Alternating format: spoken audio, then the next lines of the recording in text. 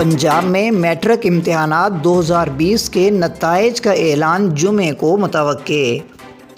پنجاب میں میٹرک کے امتحانات برائے سال 2020 کے نتائج کا اعلان 18 ستمبر جمعے کے روز کیے جانے کا امکان ہے۔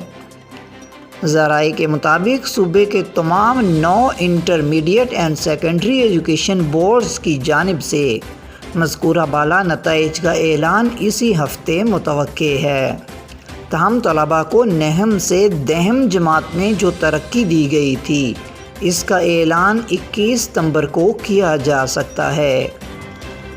پنجاب کے ہائر ایجوکیشن ڈپارٹمنٹ کے ذرائع کے مطابق بورڈ آف سیکنڈری ایجوکیشن کی کنٹرولنگ اتھارٹی نے کہا ہے کہ 14 ستمبر کو پنجاب کابینہ نے اپنے اجلاس میں طلباء کی ترقی اور امتحانی پالیسی کی منظوری دے دی تھی۔